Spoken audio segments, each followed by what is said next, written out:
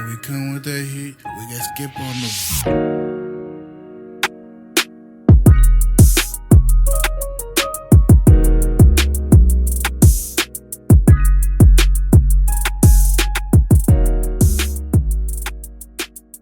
Yeah.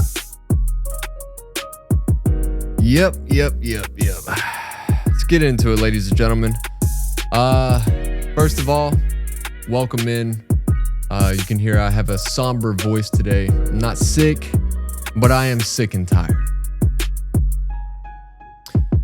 So, Tennessee falls at home, dark mode, Neyland at night, 33-27 to Oklahoma. Just want to say, first of all, we're not going to have a podcast this week. We do have a bye week for Tennessee coming up and some other things going on this week. So I just told the boys to, let's take this week off. But also, Tennessee basketball starting up tonight. Good luck to them against Mercer. Yeah. Hold on. I just gotta gather myself. I got a lot going through the brain. I told them we're taking a week off, but I got some stuff I got to get off my chest. Okay.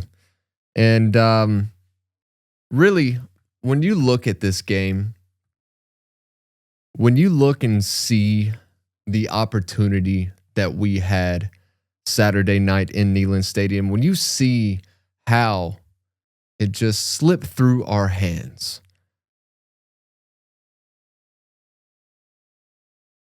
let's take it back to May. Okay. Very end of spring training. The day before the orange and white game. Reports come out Nico Iamaleava is no longer attending practice. He skipped out on practice. Oh, more reports coming out. Nico is in a standoff with Tennessee. He wants more NIL money, whether those reports were true or not. Whether that's exactly why he didn't show up to practice and didn't show up to the orange and white game. I do not have confirmed sources, but those were the reports. We lost Nico. You look at Josh Heupel coming in his first year, 7-6 on the year after taking over a 3-7 football team. 3-7 in the COVID year, last year with Jeremy Pruitt. We had NCAA sanctions drop down on the University of Tennessee football program. We had half the roster leave. Remember a guy named Eric Gray, running back, very promising prospect coming up for Tennessee. He went to Oklahoma. Half the roster left that year. That's not an exaggeration, by the way. Josh Heupel took over a 3-7 football program in the trenches. In the dumpster. We were in the dumpster, ladies and gentlemen.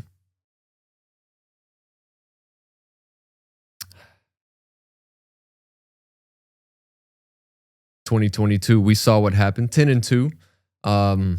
Beat Alabama for the first time in 15 years. Still haven't won in Tuscaloosa in quite some time. But got that monkey off our back. Beat them again just last year. Josh Heupel has saved the Tennessee Volunteers football program. Do changes need to be made after this loss? After we've seen what we've seen from the team in the last 2 years or so? Changes do need to be made, but it's not Josh Heupel. It's not. I said that I was going to go live Saturday night or once or twice throughout the weekend. And I decided against that because I wanted to let the next couple of days play out and see, gather my thoughts, try to be able to express them as best I can. I am a diehard Tennessee fan. I was born here in Knoxville in a hospital across the river from Neyland Stadium that is now an apartment complex. I was born with orange in my blood. My family, my mom and dad, my mom graduated here at the University of Tennessee. That's where she met my dad. My grandparents here in Knoxville, Papaw, He's the one that really taught me what it means to be a Tennessee Volunteer. No, I did not go to school here. No, my goal is to not be affiliated with Vol Network or the football team, although that would be something that I would love to do. My whole life, I have seen mediocre Tennessee teams. We've been through the trenches. Lane Kiffin left us like a thief in the night. Derek Dooley took over the football program with his orange britches that were just not the right shade of orange. Sitting on a stool on the sideline with some injury that he had. Then we fired Derek Dooley. We got Butch Jones. There was a year where it felt like 98. After high school, raised in West Tennessee, I moved back up here for a year. And that was the fall of 2016 where we defeated Florida at home. That was the first time in 11 years, might be 13, something like that.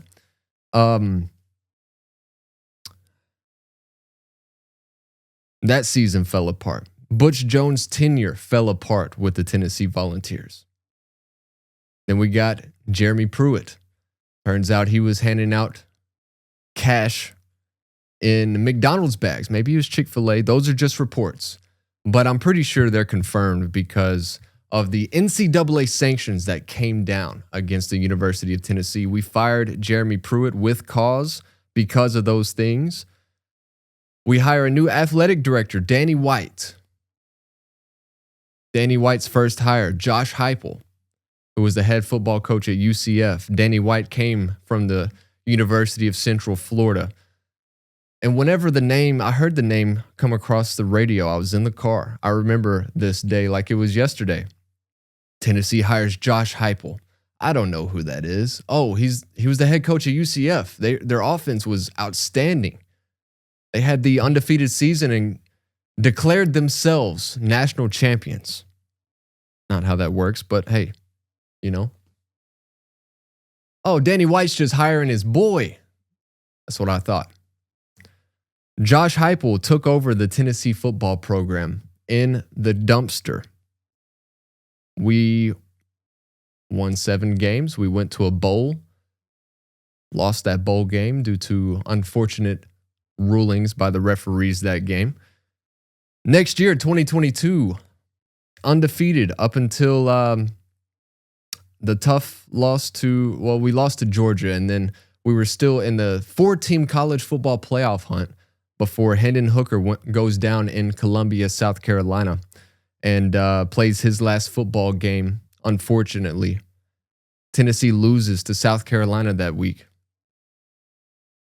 We don't make it to the 4-team playoffs, but we do have a very impressive win with Joe Milton against Clemson. So we lose Hendo. He goes to the NFL. We got Joe Milton as our starter. Things don't look that great that year, but still, what was it, 9-3 that year? The next year, we have Nico Iamaleava. He's supposed to be the prodigal son. Josh Heupel's biggest recruit, the biggest, I think, in maybe Tennessee program history. I could be wrong, but Josh's boy. He sits behind Joe Milton. We see him a couple games. We see him in a, 36-0 win over Iowa in a bowl game at the very beginning of 2024, New Year's Day. Nico, I think, had 2 touchdown passes, 2 touchdown runs. Looked like the best quarterback in the recruit in the country. He takes over our football program. Very lackluster year from Nico. We know what happened last year. We make it to the 12-team college football playoff, lose to, almost said Iowa State, lose to Ohio State, 42-17. And then the tumultuous offseason that Tennessee had. No NCAA sanctions. It wasn't half the team leaving in the offseason, transferring out of the program. We make it to the spring training. Okay.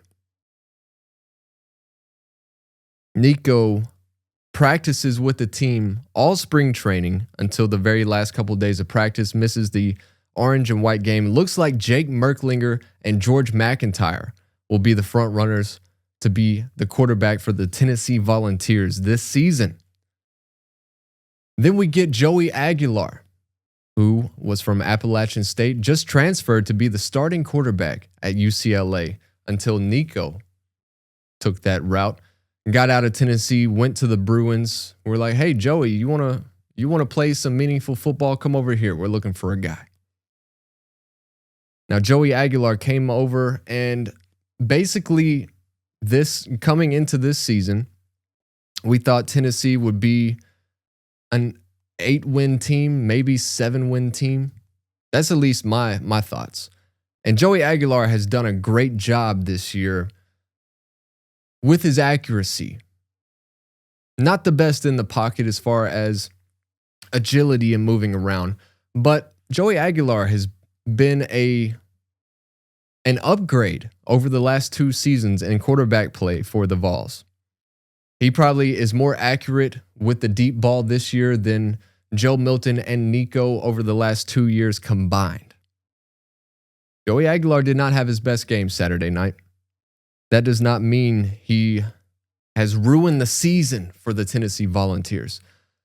Ladies and gentlemen, I just went on that 10-minute spiel basically to say this. Josh Heupel is not the problem. Okay?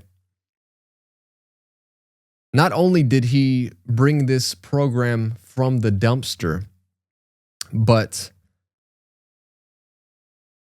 he also led us through one of the weirdest off seasons this past off season that we've ever seen.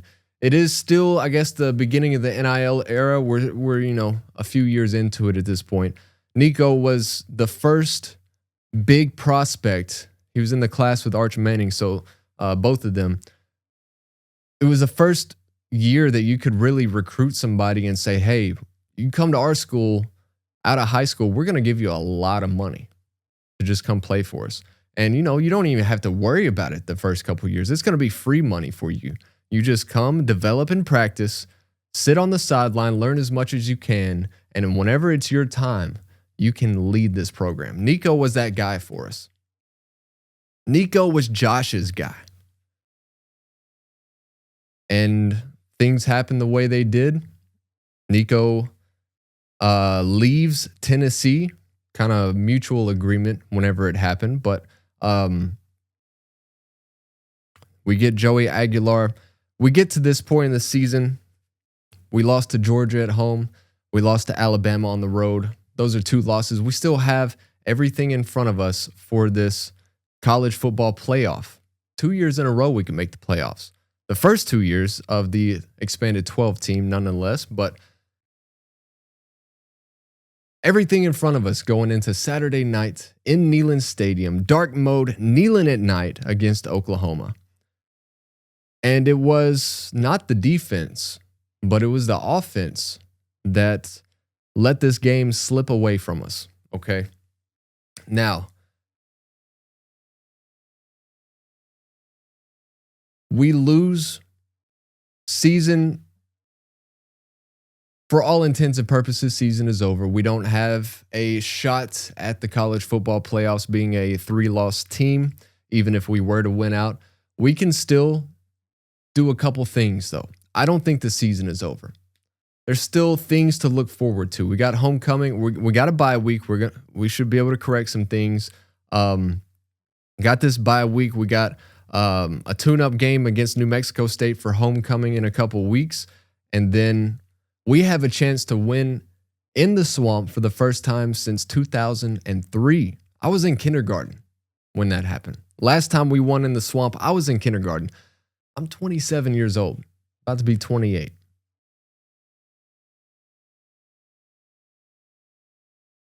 Vanderbilt, they lost to Texas this year. They're still away as a 2-loss team that Vanderbilt makes the college football playoff.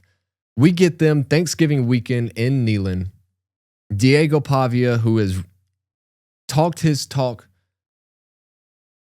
the last 2 seasons, really, as he's led Vanderbilt.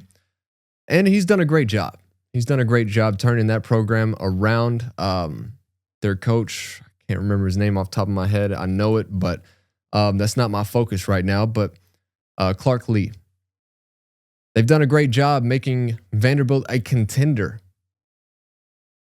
We have a great opportunity to shut them up and make sure that they don't make the college football playoff. Still a lot to look forward to. Still a bowl game after that. I just don't see how we make the college football playoff. Everybody's down. Everybody's down. The vibe in Knoxville is not great. It's been cloudy and rainy for like 7 days straight. Just cold, windy, misty rain that just appears out of nowhere. The vibe has been down in Knoxville, and Saturday night did not help. Although dark mode showed up, Neyland showed up, and it just didn't seem like we had that bite to us. But it happened. We had 3 turnovers in the first half. 3 turnovers.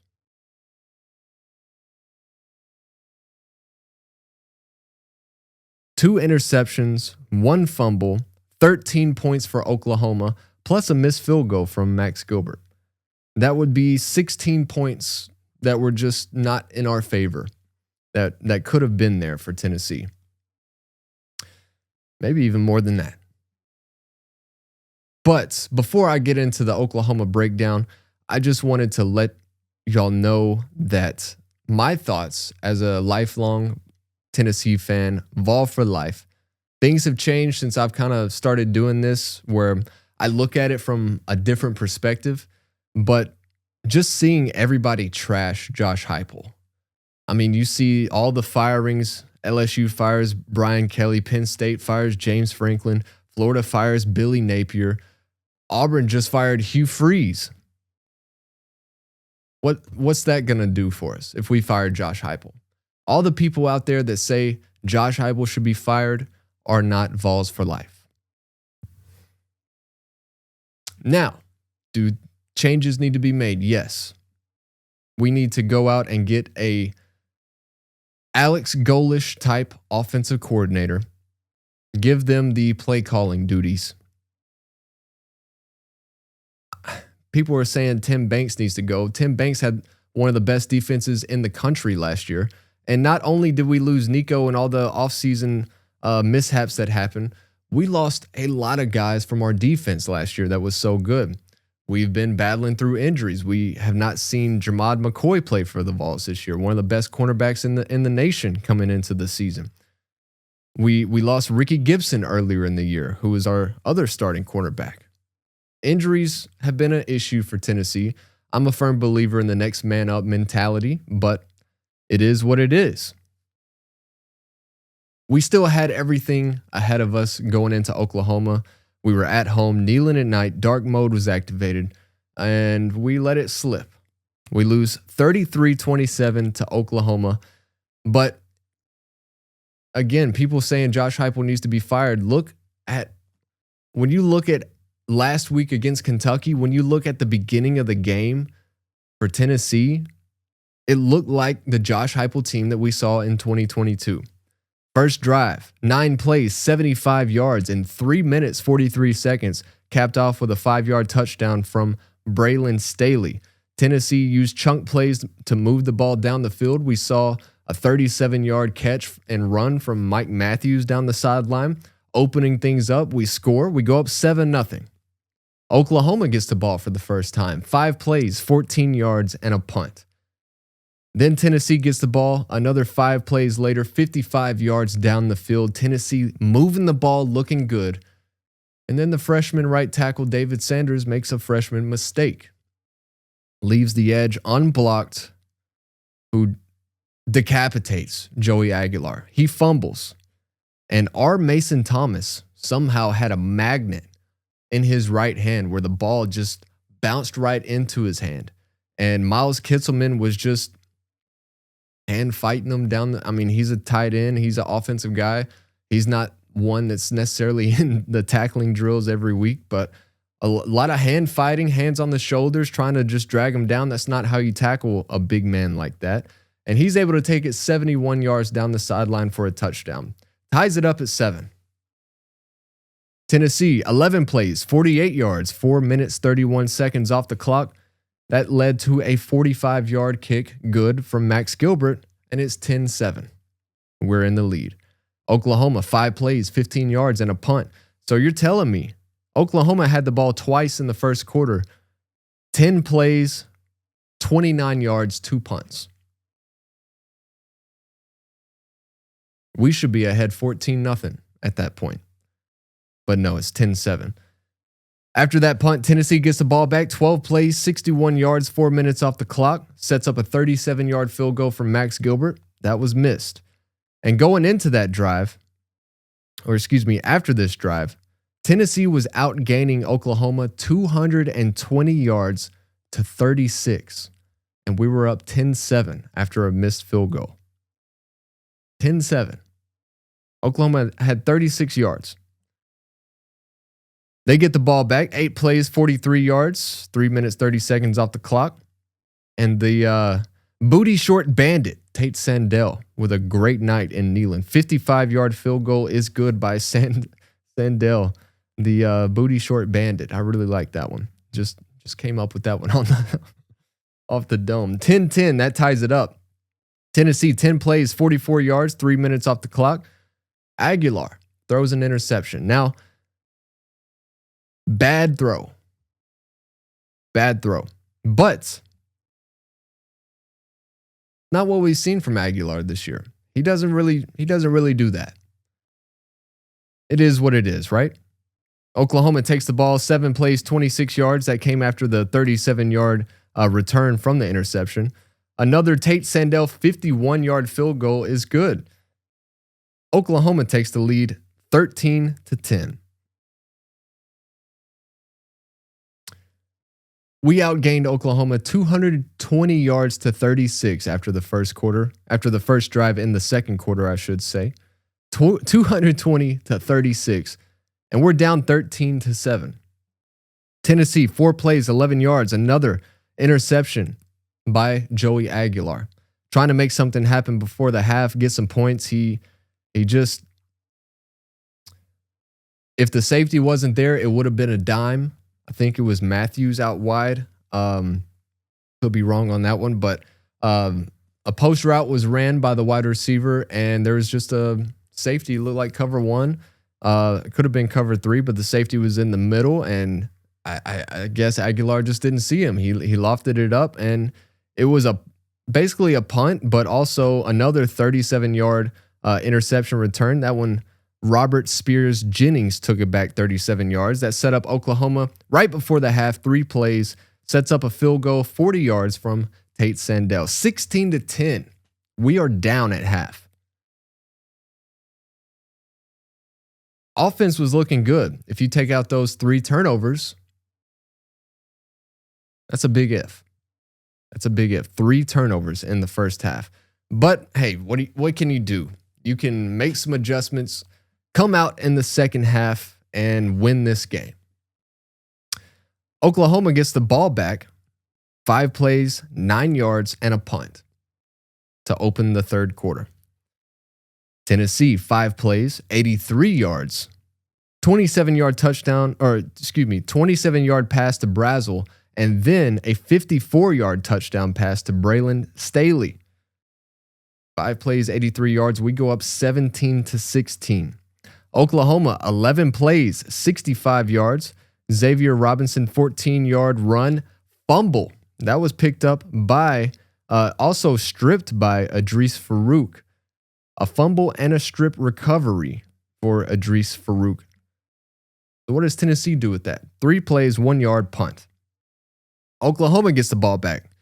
Or still 17-16. 5 plays, 52 yards, capped off with a 4-yard touchdown run by Xavier Robinson.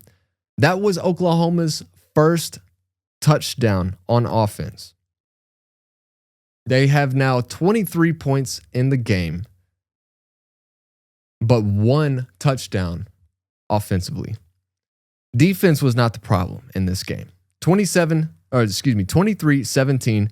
Tennessee, 3 plays, 4 yards, and a punt. So the last two drives after Tennessee stopped Oklahoma on the first drive in the second half, they came out. It was 5 plays, 83 yards, and a touchdown on the first drive for Tennessee in the second half. The next two drives, 6 plays, 5 yards, run, pass, pass, pass. Those were the two drives. 6 plays, 5 yards. Watching the highlights earlier today, recapping for this game, did nothing but make me mad. Oklahoma gets the ball back to start the fourth quarter now. 9 plays, 38 yards, another 55-yard field goal by the Booty Bandit. Excuse me. Booty Short Bandit, Tate Sandell. 26-17 was the score. 2-score advantage for Oklahoma with about 8 minutes to go in the fourth quarter. Tennessee gets the ball back, 8 plays, 38 yards, turnover on downs. Aguilar with a play-action pass, and this was the one. It was 4th and 1 on the plus side of the field for Tennessee. Play-action pass to number 3, Jack Van Dorsleyer. I think that's how you pronounce that. 8 minutes, 7 seconds to go. Hits him in the face mask. He gets bumped on just a little flat route coming out of the backfield. He gets bumped by the defensive end. Is not able, it looked like he was, turned around looking at the ball come in, but maybe that bump threw him off just a little bit. Hit him in the face mask, incomplete. Josh Heupel doesn't pull a Butch Jones where he falls to his knees, but, hands on the knees, big gasp, big sigh let out from old Coach Heupel on the sideline. Our offense was just costing us the game time and time again with these turnovers. That one a turnover on downs, but Oklahoma gets the ball back. What are they going to do? They're just going to run the ball as much as they can, milk the clock as much as they can. Oh, no. John Mateer throws an interception. Edwin Spillman with a deflection interception and returns it for 15, 20 yards before he's knocked out of bounds. And Tennessee takes over. Still a 2-score advantage for Oklahoma. But Tennessee with some fire, with some momentum here late in the game. 6 plays, 55 yards, 15-yard touchdown catch by Mike Matthews. 26-24 was the score. We line up for an onside kick. Somehow, some way, Oklahoma recovered that onside kick. I don't know how number 3, I didn't get his name. Didn't get his name, but as a Packers fan, I've seen, when I think of onside kicks, I think back to the, 2014 NFC Championship game in Seattle. We have the ball. Seattle scores, kicks an onside kick, and it goes through the guy's hands. Seattle gets it. They end up winning that game. I was really hoping to see that happen for Oklahoma last night. Saturday night did not happen. Onside kick was recovered. So now what's Oklahoma going to do? They're definitely going to run the ball and milk the clock as much as they possibly can. First play, they run it up the middle. It would have been a clean, untouched 44-yard touchdown run by Xavier Robinson, but he did fall before the goal line just to conserve clock as much as they can, I guess. Heupel calls, I think it was his last timeout, maybe the second of the half, but that just set up a 1-yard touchdown by John Mateer. Tennessee gets the ball back, 33-24, 7 plays, 45 yards, 48-yard field goal is good by Max Gilbert to make this score 33-27. We try for another onside kick, but Oklahoma recovers and kneels the ball game out. That last drive last 2 plays for Oklahoma, they're going to be running the ball, and you just allow your defense to split like the Red Sea. Xavier Robinson, 43 yards to the goal line, and then capped off by a John Mateer. He faked the handoff and ran behind Robinson into the end zone. As we take a look at the box score from the game, Joey Aguilar, 29 of 45, 393 yards, 3 touchdowns. The completion percentage, maybe not the best, but when you pass for almost 400 yards in a game, 3 touchdowns, that's a good game. But the 2 costly interceptions and the fumble that was not his fault, the 4th down pass that hit number 3 in the face mask, not his fault. The 2 interceptions, definitely Aguilar's fault, but he's been one of the best quarterbacks in the SEC. Given the whole offseason drama that happened with Tennessee, we pick him up and just plug him in with Heupel's offense that has been looking like Heupel's offense if it wasn't for, the mistakes that happened, especially in the first half for Tennessee. Tennessee should have blown Oklahoma out. Tennessee was going to blow Oklahoma out, and we just did everything everything that was possible to not win that game. Our rushing attack, 35 attempts. We had to get over 100 yards, right? On 35 rushing attempts, 63 yards total, 1.8 yards per carry. Now, this whole offense is based around keeping the receivers out wide, scheming up plays to get them open down the field, but it's all set up by the rushing offense, the runs up the middle to the outside, read options. That just wasn't working for us. That was not working for us against that front 7 for Oklahoma. And I could have told you coming into the game that it probably wasn't going to work for us.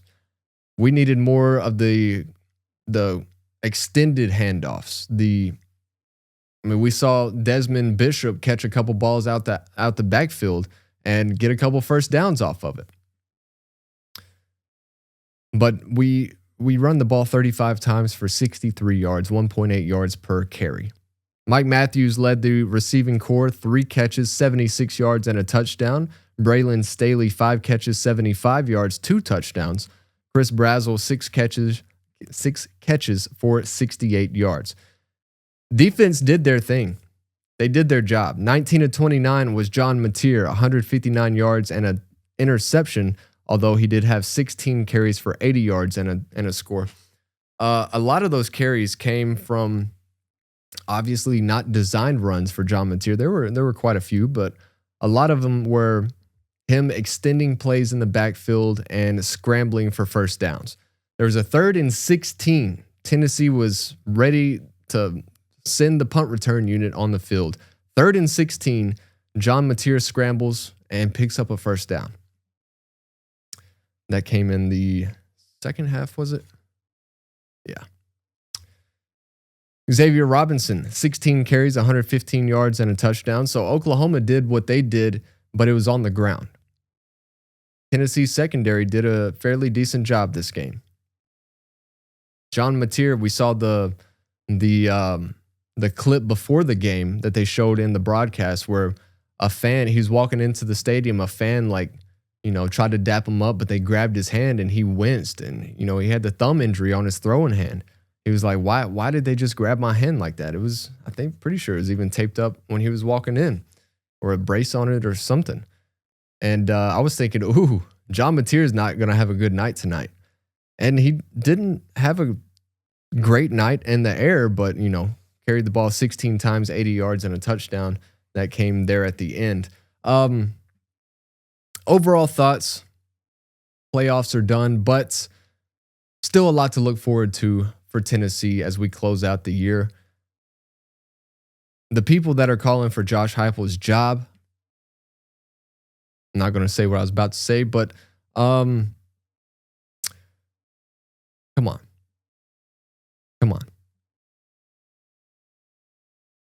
I don't have a whole lot more to say that I haven't already said, but there was a podcaster that said, what do these players owe the fans? Like why should the players play for the fans? And how much more tone deaf could you be? The fans are the ones paying hundreds and hundreds, sometimes thousands of dollars for tickets to bring the family and the kids along for a game. all the NIL money that these players are making now that are coming a lot of the times from the fans, from the boosters that fund the programs. Tennessee is one of the biggest NIL collectives in the country. We have a lot to look forward to over the next couple years with Josh Heupel as our coach. Do some changes need to be made? Sure. Do changes need to be made at the head coach position for the Tennessee Volunteers football program? Absolutely, emphatically no. Yeah. About all I got to say, I think. About all I got to say.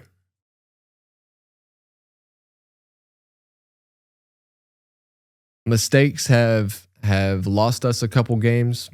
Oklahoma, Alabama, the pick six right before the half will live in infamy in Vols fans' minds. The clock mismanagement against Georgia, still had a chance to win the game, but a missed field goal as time expired. You think we hit that field goal, we still lose to Alabama, Oklahoma, okay, but now we got 2 losses. Now there's still a chance to play for the college football playoffs, but no. Overall, tough week. Tough game to watch if you're a fan of the Tennessee Volunteers, but it'll get better, right? There's always next year, right? We have a lot to look forward to. Heupel's still out recruiting. We're still in the top 10, 15 or so of the recruiting classes year in and year out. So he is in year 5. He is in year 5. There have been mistakes that have been made from the coaching staff as far as different situations go throughout the season. Some that shouldn't be made in year 5. We shouldn't have some of the problems that we're having with the players and the performance here in year 5, but it's not all doom and gloom, okay? There's a lot to be thankful for as we head into this Thanksgiving season. The month of November is here. The ending of the college football season is here. The people that like, oh, I can't watch this anymore. I'm turning it off. I'm not watching the rest of the season.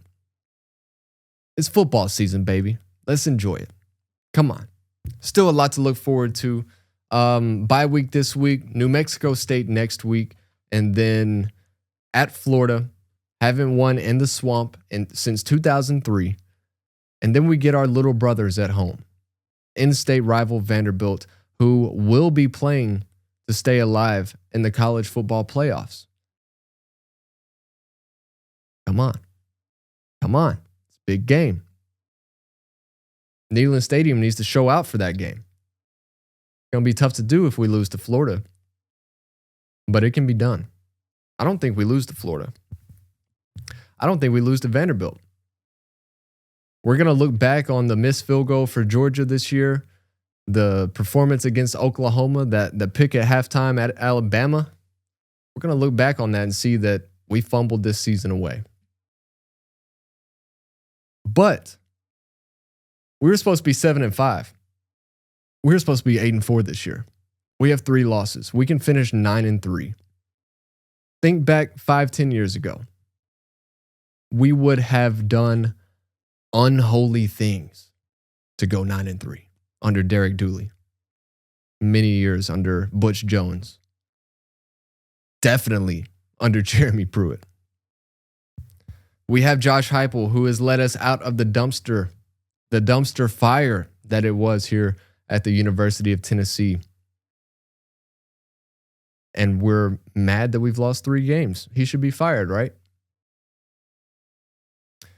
Some of y'all make me sick. Some of y'all make me sick.